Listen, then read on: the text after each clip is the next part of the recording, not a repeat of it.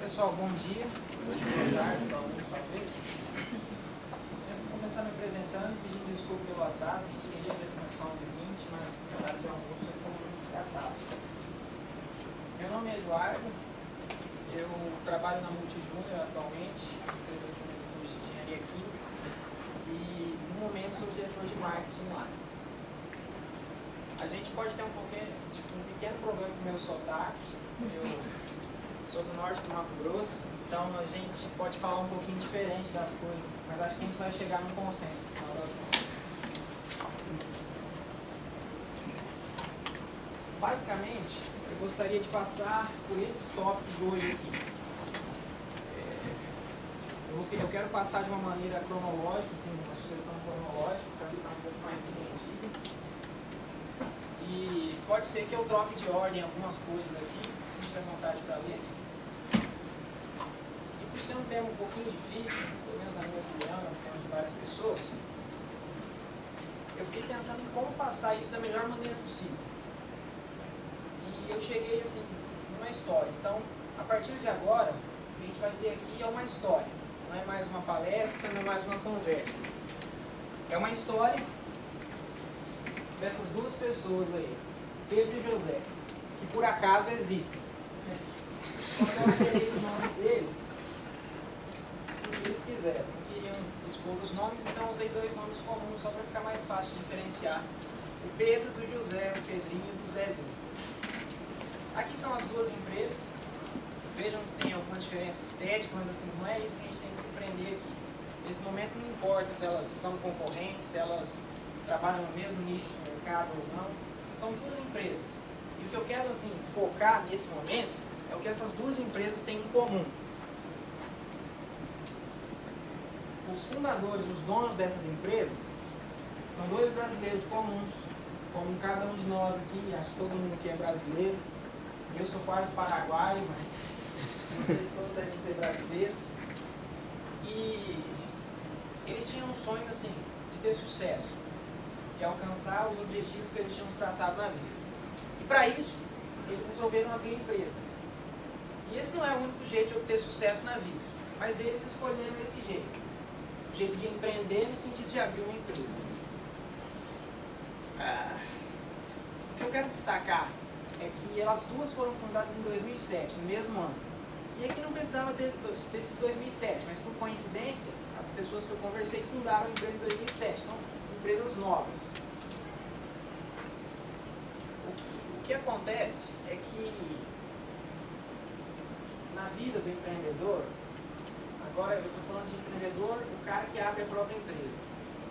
Quando ele trabalha muito bem, quando ele é bom de serviço, como vocês dizem, ele cresce muito rápido no início. Porque assim, ele parte do nada a alguma coisa. Esse é um crescimento muito rápido. E trabalhando bem, você consegue mais clientes, você consegue talvez aumentar a sua atuação no mercado, você consegue ter mais colaboradores, você aumenta assim, o seu efetivo, de fato, seu capital humano. E isso acontece de maneira rápida, especialmente quando a economia estava aquecida. Então, quem se lembra, se não me engano, foi em 2007 ou 2009, né? Teve aquela imagem do Brasil, o Cristo decolando. Então, tipo assim, aquilo lá foi a expressão de que, nossa, a economia brasileira está aquecida, o gigante acordou. Não sei se tinha acordado mesmo, mas foi bom para quem tinha naquele momento comércio, quem trabalhava bem. E os dois cresceram extremamente rápido. O que acontece? Existe essa palavra aqui chamada crise, que eu não inventei, mas ela não é brasileira. É uma palavra que vem do latim, tem um correspondente no grego, e o significado é exatamente esse aí. Caracteriza a fase que se decide o curso da doença em direção à cura ou à morte. Essa palavra vem assim tem um significado que era a decisão que um juiz tomava ou que um médico tomava nos tempos assim, quase antigos, da Idade Média, muito antes. Então assim, eram duas coisas: ou ele salvava o paciente ou ele morria. Então era nítido para ver a diferença ali. No caso do juiz, o rapaz que ia para lá era julgado e ia preso, tomava sua punição, no caso como esse sistema regional, ou era solto na sociedade novamente. E assim, crises, no caso médico, ele tem, no caso do juiz também, mas no caso médico especialmente, ele tem um significado muito orgânico, né? Você está tratando um sintoma de uma pessoa e está dando a indicação ali, medicamento, enfim, seja o que for. E a mesma coisa acontece na empresa, especialmente nesse momento que eu vou chamar de ponto de crise, ponto de decisão da empresa. É um momento em que você cresce tanto que você começa a esquecer do que existe dentro da sua empresa. Então você cresce, você quer aumentar, você quer vender mais, você quer ter mais gente, você quer trabalhar em mais mercados, e os seus processos internos começam assim. O crescimento fica mais forte em detrimento da sua estruturação interna. E aí chega um momento em que não dá mais para fugir disso. Você tem que tomar uma decisão do seu ponto de crise. O esquema é que, assim como no ser humano, a empresa também apresenta sintomas de que está nesse momento, no momento em que você tem que tomar a decisão. Agora, vale assim, de quem está à frente da empresa, se é o gestor, se é uma equipe de gerentes, é uma diretoria, é só um diretor, de observar esses sintomas. Ele tem que observar os sintomas e saber para onde a empresa vai agora. Nesse momento aqui de crise, não existe decisão certa ou errada. Existem duas decisões. Você só vai descobrir se ela foi certa ou errada daqui a uns anos. Quando você quebrar ou quando você continuar no mercado. Crises pode ser exemplificada na vida, como por exemplo o momento em que você vai fazer a escolha do curso que você vai fazer na faculdade. Acho que todos concordam que, assim, pelo menos para a nossa realidade aqui, a gente tem que fazer uma escolha. Existe pouca gente que não faz faculdade na nossa realidade aqui. E aí você faz uma escolha. E aí, por exemplo, você fica entre psicologia e pedagogia. Não tem escolha certa, tem duas escolhas. Você vai saber se é certo quando você estiver cursando o curso lá e odiar psicologia e falar, não, tinha que ter feito pedagogia. Deu para entender a lógica da crise? É mais ou menos isso aí. E aqui é quando as coisas começam a ficar diferentes nas nossas duas empresas, do Pedro e do José. O Pedro observou aqueles sintomas ali da empresa e tomou uma decisão. O José tomou outra. O José disse o seguinte: eu estou num momento de economia aquecida, então eu vou aproveitar ao máximo esse bônus que eu vou ter nesse tempo. E depois eu tiro um pouco do meu bônus e corrijo esses problemas internos no futuro. Um pensamento justo, um pensamento assim, inteligente, se for ver. Ele vai aproveitar o bônus e depois ele corrige, corre atrás de prejuízo. O Pedro já pensou diferente. Ele disse o seguinte: na verdade, as palavras dele foram as seguintes: se o mundo corporativo fosse um jogo, esse jogo seria xadrez e não damas. O que ele quer dizer com isso? Ele quis dizer que assim, ele tem que focar no agora pensando no futuro. Independente se o resultado agora pode não parecer muito bom. A mesma coisa acontece no xadrez. Às vezes, para chegar no resultado final do checkmate, você tem que perder um peão no caminho, você tem que perder um cavalo no caminho. Na damas, não. Nas damas, você sempre extrai o máximo do momento. Porque é assim, é matar, matar, matar e chegar no final ver quem ganhou. Então, ele preferiu extrair um pouco de tudo daquele momento, olhar para dentro da sua empresa e corrigir seus problemas internos, ao invés de olhar o resultado e falar, eu vou tirar tudo desse resultado, eu vou tirar tudo que eu tenho de bônus nesse momento. Ok. O problema do Pedro é o seguinte: como diabos que eu vou fazer isso? Observar todos os aspectos da minha empresa e mirar no resultado. É aí que vem assim, o que é amplamente difundido no mundo empresarial, especialmente nas grandes empresas, que são empresas que já passaram pelos pontos de crise, que são o que a gente comumente chama de modelo de gestão. E existem infinitos modelos de gestão. Na década de 90, a gente tinha modelos que eram mais difundidos. Qualidade total, ISO, 9000. Com o passar do tempo, esses modelos vão se alterando, eles têm que se alterar para se manter bons, para se tornarem obsoletos. E alguns modelos de gestão, em particular, se destacam por serem amplamente aplicáveis numa diversa gama de realidades, desde uma empresa menor e menos estruturada, até uma empresa maior e mais bem estruturada. Eu vou falar já melhor o que é o modelo de gestão, vou tornar ele um pouquinho mais palpável. Mas o Pedro, especificamente, optou por esse modelinho aí. Principalmente pelo fato de que ele é aplicável nessa vasta gama de empresas. Então, existia a possibilidade de isso dar certo na empresa dele, e ele não sabia se os outros dariam. O modelo de excelência em gestão, a partir de agora, eu vou falar só MEG, para poupar meu tempo. Esse modelo ele é difundido aí pela Fundação Nacional da Qualidade, FNQ. Então, o objetivo dela no Brasil é fomentar esse tipo de modelo. Esse modelo é brutalmente complexo, o entendimento dele exige um estudo cabuloso. Então, assim, existem empresas de consultoria para isso. Se fosse fácil assim, todo Pedro vai lá e implanta, sabe? Não precisava de empresa de consultoria no mundo. Por isso que quando eu falar, se eu falar implementar o MEG, eu estou me referindo que a gente vai seguir algumas diretrizes que o MEG propõe e trabalhar o MEG da melhor maneira possível para a nossa realidade. Porque implementar o MEG significa ter um modelo de gestão cabuloso na sua empresa. E isso não é o tipo de coisa que o Pedro tinha condições naquela época. Talvez hoje tenha. Ok? Então, assim, o MEG é um sistema bem complexo e essa imagem talvez mostre de uma maneira um pouquinho mais fácil como é que ele funciona. Basicamente, ele tem 8 critérios, 13 fundamentos. Os fundamentos são tirados justamente das empresas bem-sucedidas, são coisas que todas têm em comum. E os critérios são necessariamente coisas que tangem o resultado. Inclusive, o resultado trata-se de um critério. Para que você tenha o MEG completamente implementado na sua empresa, você tem que ser 99%. Você nunca vai ser 100% disso aqui. Você tem que ser 99% em cada um desses critérios. Por que não 100%? Senão você seria perfeito, você não precisa de nada. Então, você tem que tentar ao máximo chegar nisso aqui. Eu só quero dar um foco aqui para resultados. Por quê?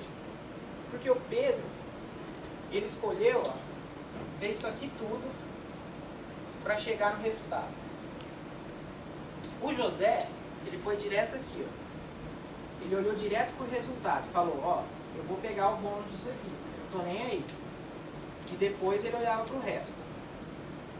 Olhando dessa maneira, pode parecer óbvio que assim, o Pedro vai ser bem sucedido, o José vai quebrar, mas não foi bem o que aconteceu, infelizmente, ou felizmente. O Pedro olhou para isso aqui tudo buscando resultado e teoricamente ele deveria chegar no resultado de uma maneira mais homogênea, mas não chegou. E eu já vou falar disso. Uma coisa que eu quero deixar claro também, eu vou abrir o primeiro parênteses aqui, é sobre informações e conhecimento. Informações e conhecimento é o que o gestor precisa, e aí gestor tome diretor, dono, etc e tal, para tomar decisões dentro da empresa. Só que assim, uma coisa é informação, uma coisa são dados, uma coisa são indicadores. Ok? Então, por exemplo, toda empresa emite muita nota fiscal, especialmente no país Brasil. Então, você emite muita nota fiscal, só que uma nota fiscal sozinha não representa praticamente nada para a empresa. Você precisa de um conjunto de notas fiscais, colocar no seu fluxo de caixa para você transformar aquilo numa informação. E aí, da informação, você toma as suas decisões dentro da empresa. Os indicadores, geralmente são números, eles vêm por meio de formas, que servem para comparar a sua empresa agora com a situação dela no tempo, ou para comparar a sua empresa com outras empresas. Então, por exemplo, se a sua empresa vende feijão para o supermercado, vamos dizer que você está vendendo em média 700 sacos para o supermercado no mês. Você pode usar esse dado para comparar com outras marcas de feijão. Aquela ali vende 650 sacos de feijão para o supermercado. Então eu vendo mais que ela. Eu posso comparar no tempo. Será que eu estou aumentando a minha quantidade de sacos ou será que eu estou diminuindo com o tempo? E aí, a partir disso, eu tenho que fazer uma análise crítica e ver qual é a culpa disso. É minha, do mercado? É a respeito dos meus processos? Ou é a respeito de coisas que eu não posso mexer? Processos é o segundo parênteses que eu quero abrir aqui. Eles estão em verde aqui, pessoas e processos, não é por acaso. são duas coisas sem as quais a empresa não existe. Simplesmente não existe. Por mais mecanizada que a sua empresa seja, ela não existe sem pessoas. E ela não existe sem processos. Não tem como, não é possível. E processo é o quê? Geralmente são tarefas que você realiza com uma determinada periodicidade. E aí, depende muito de processo para processo. Alguns são mais mutáveis, outros menos mutáveis. Sem as outras coisas, é possível sobreviver? Provavelmente não. Provavelmente não sobrevive sem as outras coisas. Mas, será que é possível ter uma empresa sem clientes? Talvez. Mas você vai morrer rápido. Você tem que buscar corrigir isso logo. Agora, se você não tiver pessoas, não tem como você corrigir. Você não tem pessoas. Entendeu a lógica? Não existe uma empresa sem um dono. Ok? Por enquanto. E aí os processos, eles podem ser ou não padronizados. Dentro dos sistemas de gestão, é bom que o sistema seja padronizado, porque identifica que o gestor, a pessoa que acompanhou aquele processo, considera que ele está bem, ele é definido o suficiente, ele é maturo o suficiente para se tornar um padrão, que pode ser repetido no tempo. Então assim, se o processo é bom, eu digo, ó, ele está bom. Então a partir de agora eu vou tornar um padrão, vou fazer sempre assim no tempo. E aí eu tenho que, obviamente, ao fim de cada vez que eu repito esse processo, eu tenho que avaliar. Ele continua bom? Beleza, vamos continuar com esse padrão. Continua bom? E assim vai. Ok? E aí, a padronização do processo, especificamente, é algo que gera um pouco de problema dentro da empresa. Gera conflito, na verdade. Porque, principalmente as áreas mais criativas dentro de uma empresa, elas acham que tudo tem que ser criado do zero. Você não precisa ter padrão para o negócio. Ah, isso aqui é fácil, vou começar do zero e assim vai. Ou ele pensa, não, mas você está com o padrão lá, então eu vou ficar engessado para sempre naquilo ali. Eu não vou mudar aquilo ali se eu já tenho ele. E aí as pessoas que tendem a criar, mas geralmente tem esse probleminha com padrão. Mas justamente por interpretar o padrão errado. E eu já vou chegar lá. A respeito dos objetivos da empresa, é um conflito comum quando você está começando a implementar a sua empresa no sistema de gestão qualquer. Por quê? Muitas vezes isso exige muito trabalho do seu efetivo.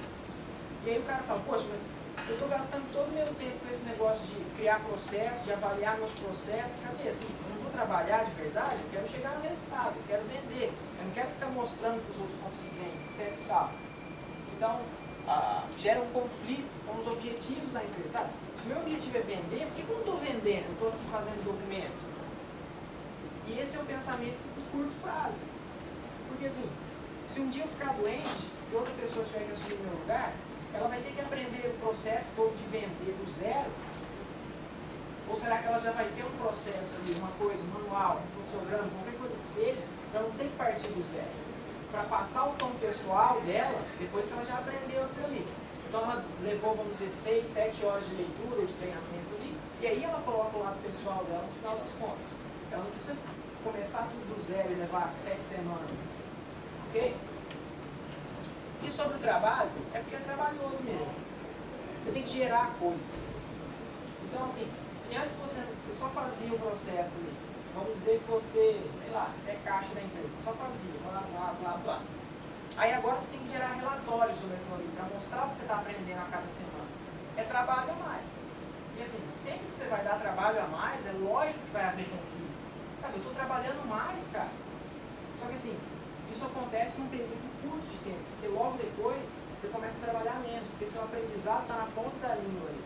Então você rende mais com essa perda de tempo que você tem fazendo relatórios, seja lá o que for. E o conflito com inovação é muito errado, por quê? Porque a inovação é um daqueles 13 fundamentos. Ou seja, o que eu digo é o seguinte, a inovação, ela não é inibida por um sistema de gestão ou por qualquer diretriz que ele prega. A inovação de baixa qualidade é inibida pelo sistema de gestão. Por quê? Se a sua ideia não é melhor do que a presente, o sistema vai mostrar na hora que sua ideia não é melhor que a presente. E aí parece que você não está inovando, mas não. Na verdade é porque você não está tendo a ideia certa e o sistema está te mostrando isso. Então não é nada contra inovação. Outra coisa, o único jeito de quebrar um padrão, transformá-lo, é por meio da inovação. Então, de modo algum, esses sistemas vão inibir o espírito criativo, inovador da pessoa dentro da empresa, independente da área, independente da célula da empresa, sendo criativa ou não. E, assim, o que eu queria chegar, basicamente, nisso aqui, é nesse passo de sistemas para qualidade, efetivamente. Veja que em todos os casos, o que aconteceu foi uma mudança de qualidade. E como é que eu vou definir qualidade? Assim, eu posso definir de 130 maneiras qualidade, mas eu vou escolher um para a nossa situação aqui. Melhoria e tentativa de melhora contínua. Contínuo. Assim, isso aqui é o segredo. Eu não posso parar. No momento em que eu paro de ter qualidade. Olha aqui, tem empresas de tecnologia que elas fazem questão de se tornarem obsoletas. Elas fazem questão de ter a qualidade tão forte em si que elas mesmas se tornam obsoletas. Agora imagina se você fica parado, você não tem aquela continuidade na sua tentativa, no seu processo de melhora efetivamente dito, em relação ao mercado. Tem gente se tornando obsoleta e subindo o nível. Você está parado, ou seja, você está ficando muito para trás. Por isso você tem que ficar sempre continuamente melhorando. Continuamente melhorando. Quem não melhora continuamente fica para trás no mercado. Isso é fato. E esse é o princípio da qualidade. Melhorar sempre. Melhorar sempre. O que eu quero falar aqui é o seguinte. O Pedro, como eu tinha dito anteriormente, ele falhou. No final das contas, o José conseguiu um lucro absurdo nesse período de tempo. Cresceu muito, expandiu muito. Ele começou com 4 funcionários, e um deles era irmão dele. E ele terminou esse período com 46 funcionários, 2 lojas. Então assim, ele expandiu muito. Ao passo que o Pedro não. O Pedro teve uma expansão bem pequena durante esse período de tempo, não ficou no negativo, mas não teve sucesso em implantar o sistema. Ele tentou implantar sozinho e ele fez da maneira errada. Só que assim, qual que é o grande segredo aqui? Ele aprendeu com isso. E no sistema de melhora é preciso que você aprenda com isso. Você aprenda com os seus erros. O que eu trouxe aqui no papel, eu fiz questão de trazer no papel, é assim, nas palavras do próprio Pedro, o que ele aprendeu com isso. E como ele mudou o rumo da empresa dele a partir desse erro.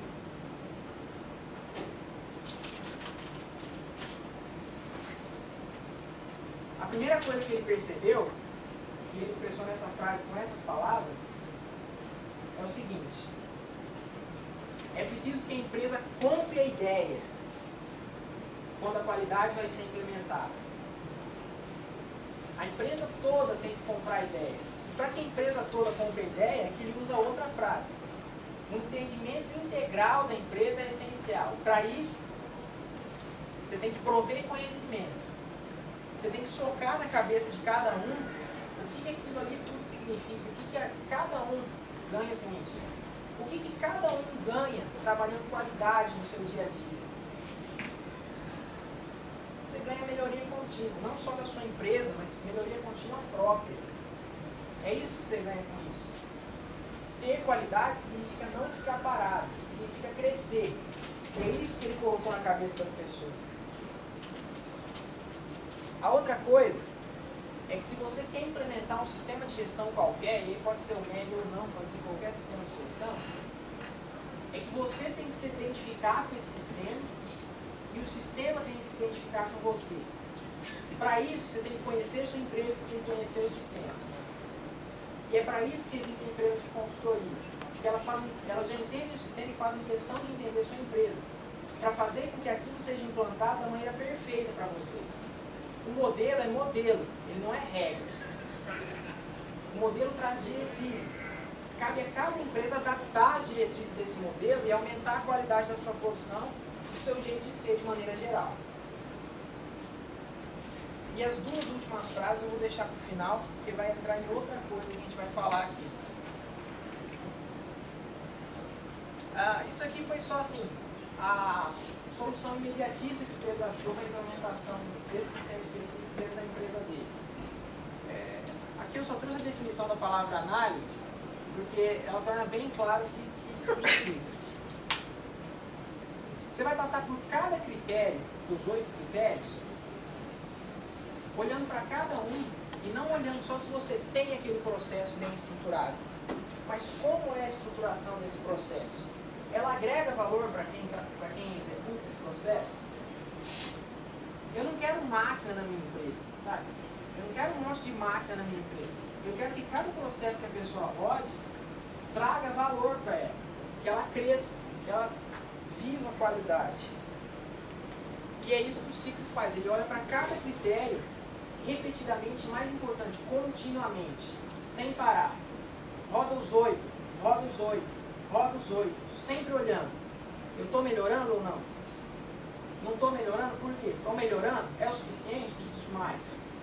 Sempre olhar do modo mais crítico possível isso. Nesse caso, foi a solução para o Pedro. Ou seja, então, a empresa dele não tinha comprado a ideia, ele quis colocar dentro da empresa algo que as pessoas não confiavam. As pessoas não sabiam o porquê daquilo. As pessoas não compravam a ideia dele.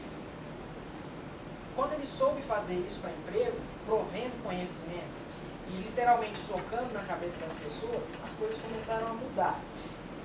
E começaram a mudar de uma maneira muito boa. Por quê? Uma coisa errada que a gente fala é o seguinte: a empresa aplica qualidade. A empresa não aplica qualidade. A empresa vive qualidade. Por quê? Porque é algo contínuo. É assim como dormir e acordar. É assim como comer. É algo contínuo. Você tem que viver.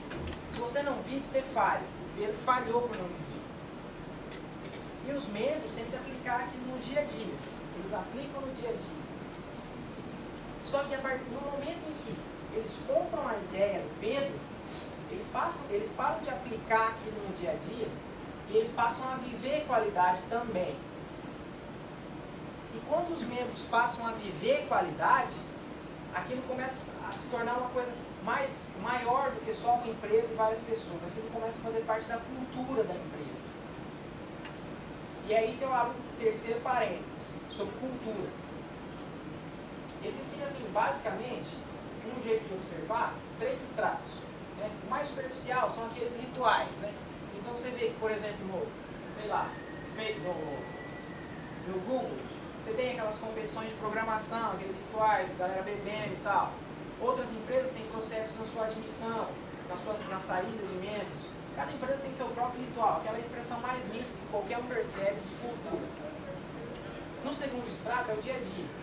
Então você vê que as pessoas no dia a dia estão olhando para as coisas e enxergando a empresa de uma maneira sistêmica, tentando viver qualidade. O segundo extrato já é um pouquinho menos fácil de observar, porque ele já não é tão nítido. E o terceiro extrato é aquele quase inexplicável. É quando as coisas começam a sair do papel e você começa a ter melhoria de qualidade na empresa, sem nem saber de onde aquilo ali vem. As pessoas fazem as coisas porque elas sentem que tem que fazer. Não tem explicação para aquilo. E esse é o terceiro extrato, e é onde o Pedro chegou.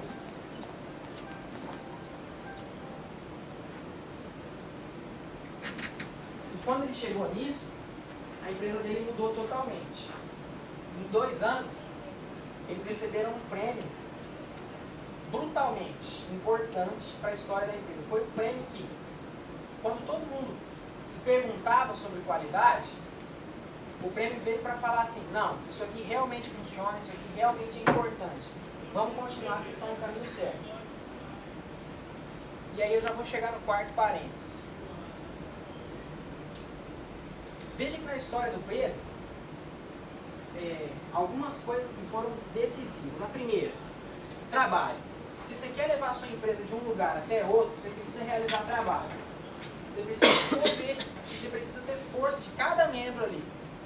Porque se você tem uma célula da sua empresa que não vive a qualidade, aquilo vai implicar em outro, vai implicar em outro, vai implicar em outro, vai implicar no seu resultado. E aí é o cão para você chegar de novo pelo caminho contrário. Olhar para o seu resultado negativo e ir de célula em célula na empresa para chegar no seu problema. Por isso que é necessário que todo mundo compre a ideia. A decepção foi uma coisa totalmente presente na vida dele. Por quê? Ele fez a escolha errada. Aparentemente. Enquanto o outro cara tomou o rumo de subir, de continuar, mirar no resultado, extrair o máximo naquele momento, ele mirou em corrigir os problemas dele, internos. E acabou tendo uma expansão muito menor que o outro. Isso causa um monte de coisa. Por exemplo, você tem uma crise de identidade. Sabe, será que eu estou fazendo a coisa certa? Eu tomei essa decisão, não fui bem nela, o outro cara tomou tal decisão, foi bem nela, e agora? Será que eu estou fazendo certo? E a continuidade é intrinsecamente ligada à própria qualidade. Então, mesmo na decepção, ele deu continuidade aqui.